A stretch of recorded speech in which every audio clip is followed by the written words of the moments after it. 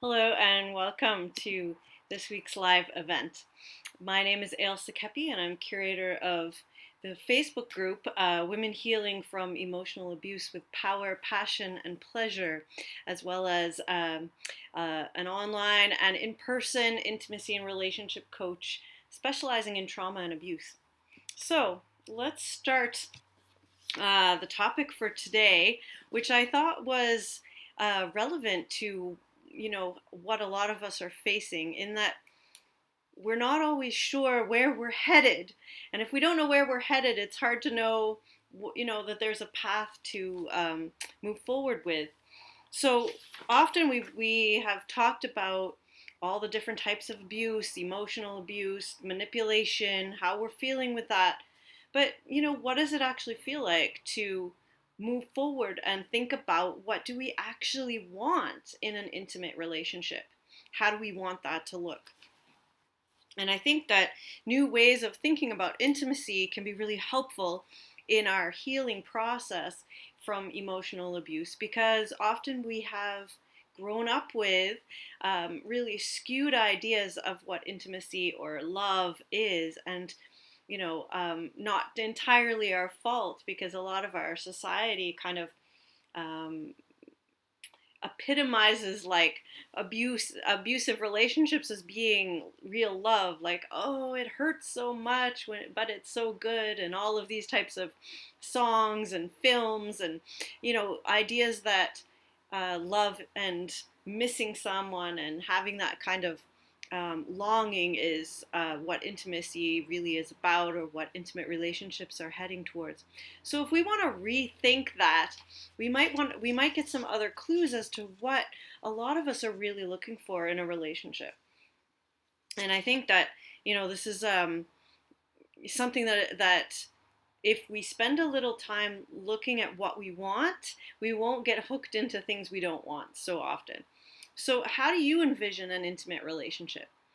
I hear from a lot of you that you want things like trust, you want to feel safe, you want to have closeness, shared time, things that you do together, and all of those types of things. And those are all great. Um, what I think a lot of us forget is that within our usual pattern of intimacy is kind of built into a kind of gender split. So if we think about how we're conditioned or socially kind of taught as females, whereas women, we're often brought up to consider intimacy emotional bonding, as in, I'm going to share something that I'm vulnerable about, a vulnerability, or something I'm not really sure of. I don't know if I like my body, like, does my butt look too big? Like, I felt really hurt when so and so did this. This is very much how we as women have been socially kind of taught how to create intimate bonds.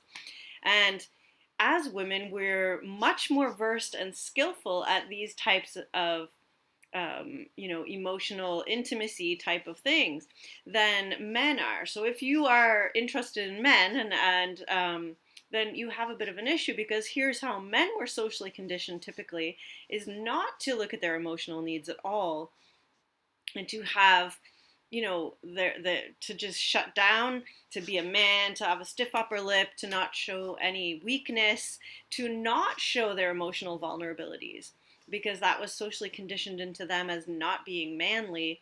And so if we're women that love men, we have an issue here, because we're trying to create emotional intimacy through sharing vulnerabilities and how we feel about things. And men have been socially conditioned to not do that or have any of those skills. And so even without abuse in the picture, we're starting off from two very different points. So one thing we need to ask ourselves is intimacy really based on just this emotional vulnerability and bonding? Or are there other aspects to intimacy where maybe different gendered people might be on a more level playing field? And I think that's something worth asking.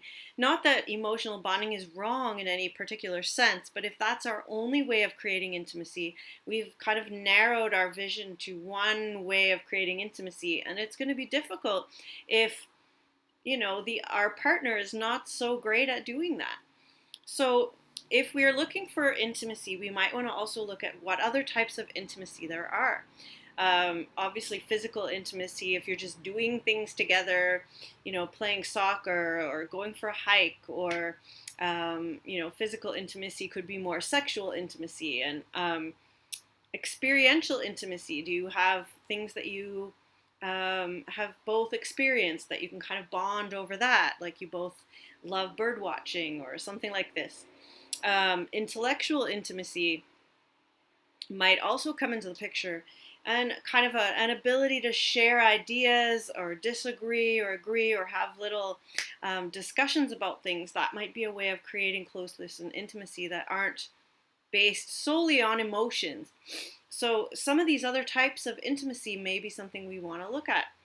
Um, Perhaps also what I personally like to think about as far as intimate relationships is the idea that we're supporting each other to become more self-aware, to kind of have more aha moments about who we are as a person, to kind of personally develop ourselves within this container of an intimate relationship. And if we both are doing that for each other, I feel like that is, for me, a big part of intimacy, is growing in myself with a partner, because that's one of the best ways to learn about yourself, is in a relationship. So there's something about having this balance between being open and being private. So we have our own self-awareness and self-growth and our own things that we do, and then having this openness and this bonding over talking about things, about emotions, sharing how much we share. And that's one thing I noticed too with women that have had abusive relationships, is we often imagine that we could be totally open with our partner. Oh, I'm going to tell them everything, and they're going to tell me everything. And I think this is something that is a bit unrealistic, as far as, we need some privacy. We need to have our own space. We need to have our own relationship with ourselves, with spirituality, if we believe in that, with nature, with our children, with other things. We need to have some space and privacy for that.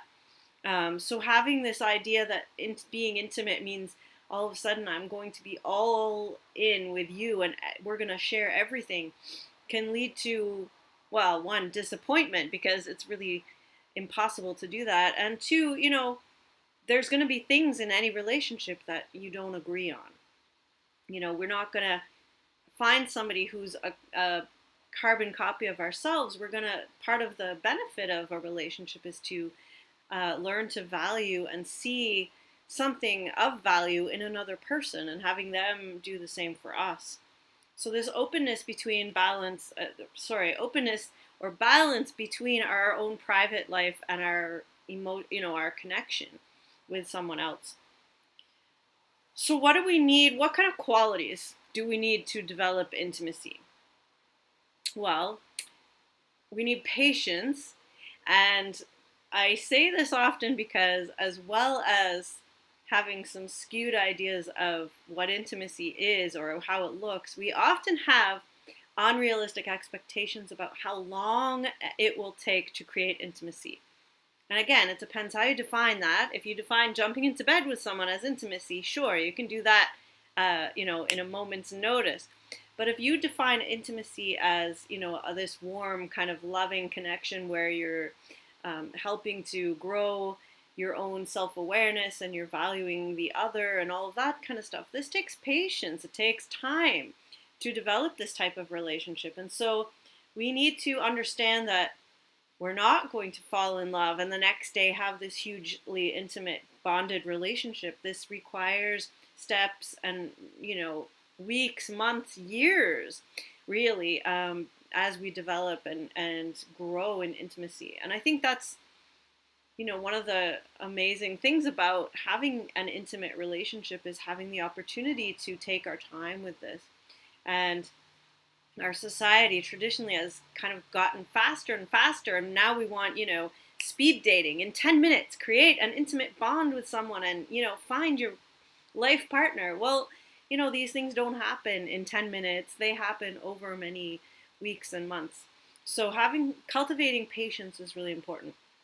Um, Start with the easy stuff. So yes, here's something else that I notice with women that have gone through emotionally abusive relationships is we're so starved to have this emotional bonding that we often want to jump right in with the really serious stuff, and we want to bond over past abuse, or we want to bond over really intimate details about parenting, or about um, how we really see relationships. And intimacy might grow better if we started off with some uh, less dense topics. So just creating some physical intimacy, just going for a walk together, creating intellectual intimacy, talking about, well, it's a bit dodgy to talk about news these days, but pick something kind of, oh, this is a book I've been reading about, da da da, and talking about something, and developing intimacy over things that are not so personal and not so deeply connected to our own self as jumping in with our deep, dark stories of our past or something like this.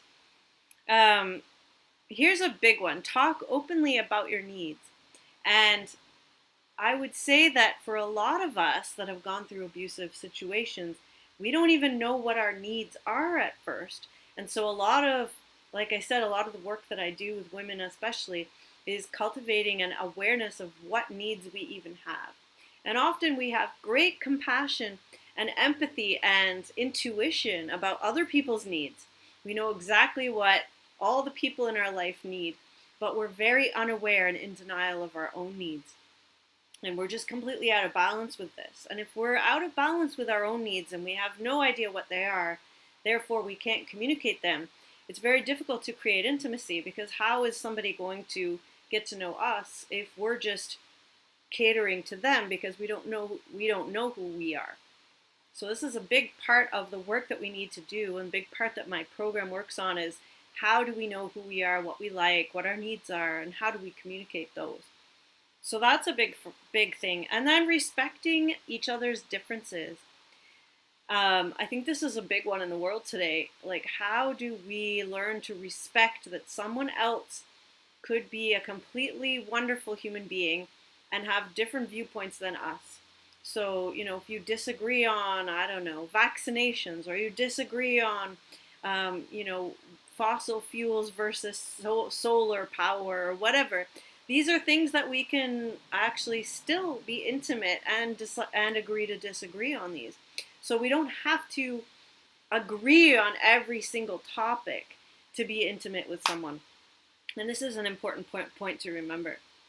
So if we think about intimacy as being deeply known and really knowing another person, we come to understand a little bit more about how this is a different experience than we may have had in the past with narcissistic kind of people, or someone that mimics what we are but doesn't actually communicate or know themselves either. So if they don't show themselves and we're not showing ourselves because we have fear around intimacy, you can see that this relationship between these two people is not going to be based on any kind of intimacy or real knowing of each other. It's just going to be based on this person getting, what they want or get their needs met, and us probably denying our needs, but having this ability to kind of care for or rescue or feel good about being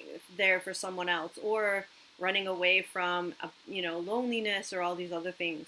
So intimacy is something that can transform our idea of relationships if we think about it as really deeply knowing ourselves and someone else. So knowing your own self, again, comes up as being the first step, I think, in intimacy. So yeah, the knowing someone else, the acceptance of ourselves and the other person, appreciation of differences, safety. You feel safe enough to, say what you think and communicate and problem solve. Compassionate problem solving is one that really needs to come up in intimate relationships. There are going to be problems. Life is continual, problem solving often. and, overcoming obstacles together. And it needs to be together. It needs to not be you doing it all. So that's something to think about.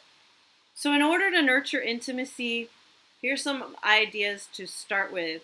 Choose wisely who you're trying to nurture intimacy with. Are they capable of it? And maybe ask yourself too, am I ready to be intimate? Am I aware of my own self and ready to be in a partnership with someone else who's also knows themselves?